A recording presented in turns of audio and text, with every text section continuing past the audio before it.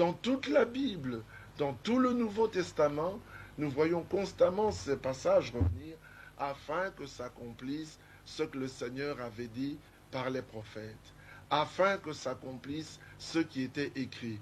Dans Acte 3 que notre frère a cité, encore une fois il était dit, et ceci arriva afin que s'accomplisse. Dieu a un plan.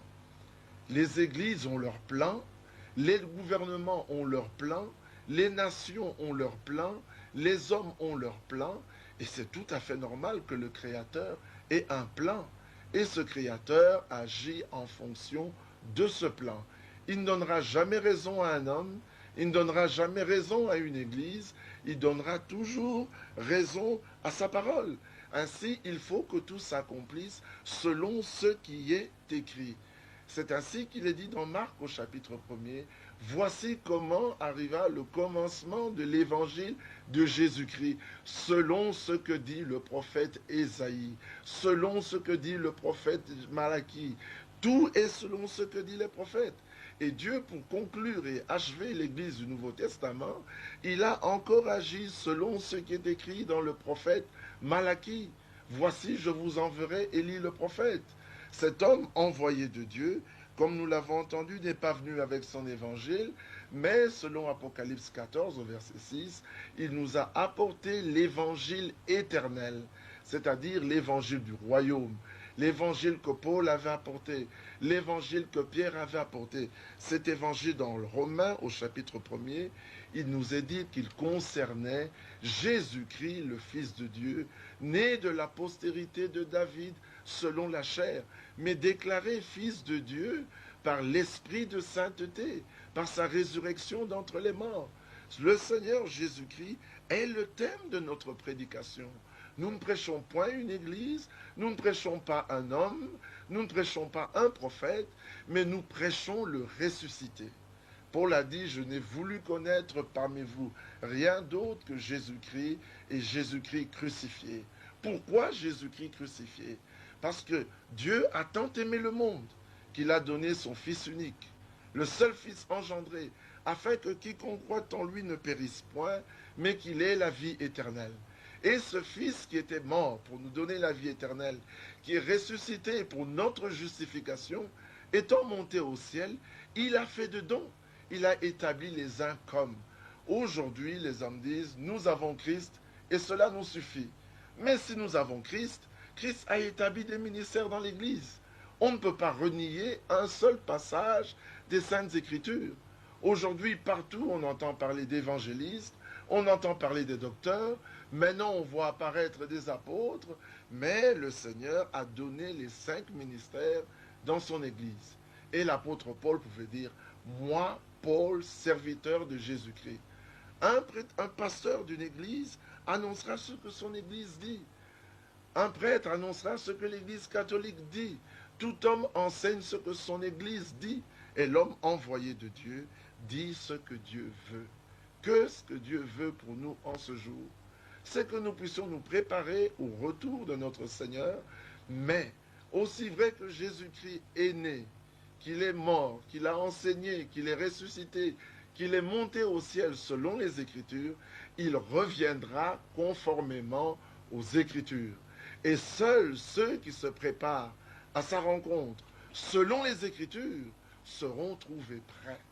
Si vous vous préparez selon une église, vous trouverez votre récompense auprès de cette église. Mais si vous vous préparez selon les Écritures, alors là, la récompense vous sera donnée par le Seigneur.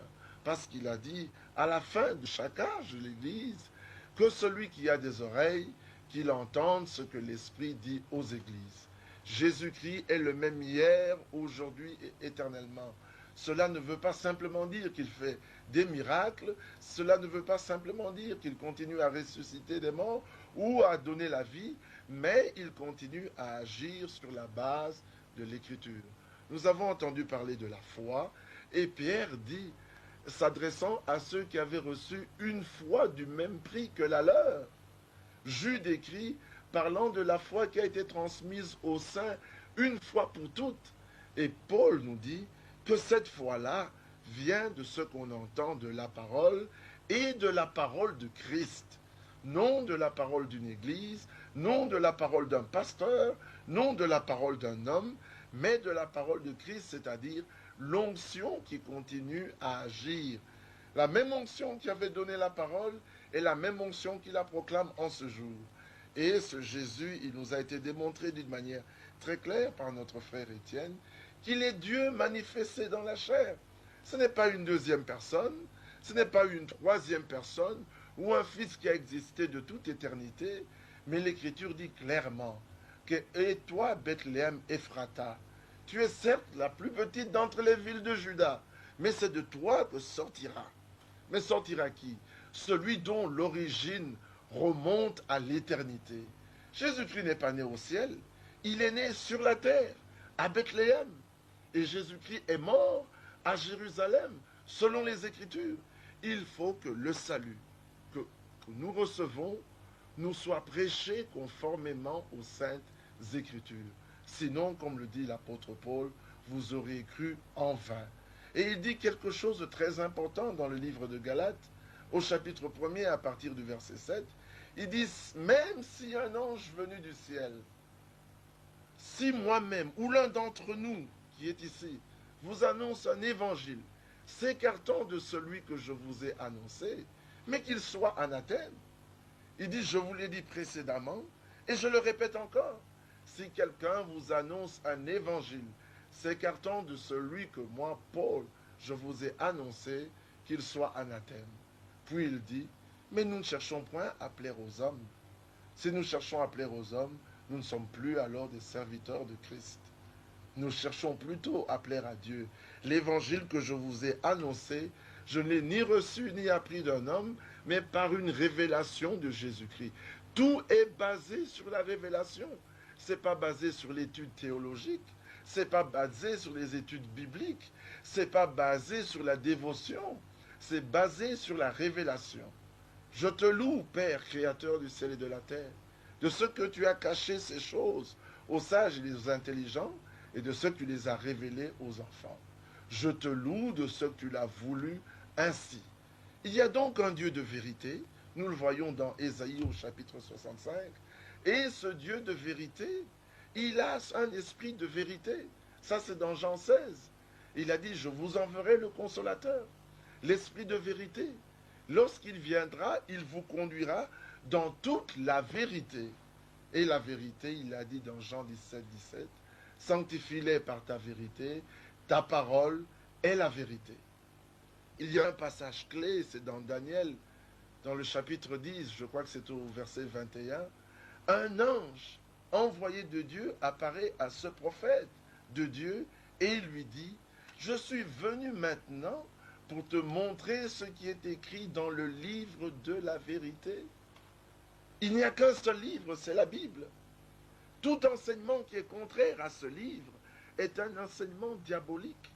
C'est triste de le dire, mais aujourd'hui, la plupart des enseignements qui sont apportés n'ont rien à voir avec ceux qui étaient trouvés dans l'église qui se trouvait à Jérusalem.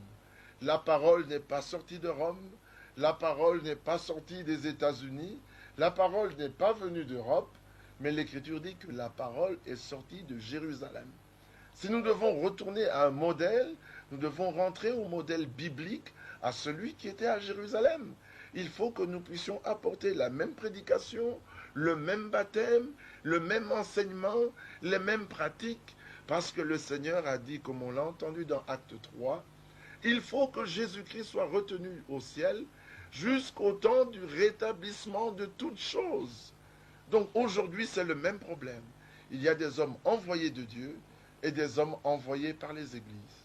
Ceux qui sont envoyés par les églises disent ce que leurs églises disent. C'est ainsi que nous avons différentes foi, différents types de prédications. Chacun vient selon ce qu'il a reçu dans son église. Mais dans Matthieu 13, au chapitre 51, Jésus-Christ a dit à ses disciples, « Avez-vous bien compris toutes ces choses ?» Ils répondirent, « Oui, maître. » Il dit, « C'est vrai. Un scribe enseigné en ce qui concerne les choses du royaume. Il y a des hommes qui sont enseignés du ciel. Ceux-là, ils reconnaissent les voies de Dieu. Et les voies de Dieu, c'est qu'il enverra toujours un homme. Dans Jean, dans le livre d'Apocalypse, je veux dire, il a envoyé la parole à l'apôtre Jean, mais c'était afin de révéler à ses serviteurs les choses qui devaient arriver. Dieu ne révèle pas sa parole à un groupe d'hommes, il révèle à un qui parle, et quand celui-là parle, les autres reçoivent la révélation. Ainsi, il y eut un homme envoyé de Dieu. Son nom était Jean. Il n'était pas la lumière, mais il était venu pour rendre témoignage à la lumière, afin que tous crussent par lui. C'est la voix de Dieu, ça ne changera pas. Dans cet âge, il a envoyé un prophète. Nous ne glorifions pas l'homme, nous glorifions le Seigneur qui est le même et qui ne change pas. Et cet homme a dit une chose très claire et très précise: mon absolu, c'est la Bible. Et mon enseignement se limite en quelques mots: revenez à la Bible. Nous sommes revenus à l'enseignement original, à l'enseignement des apôtres, nos pères apostoliques. C'est ainsi que nous pouvons prêcher le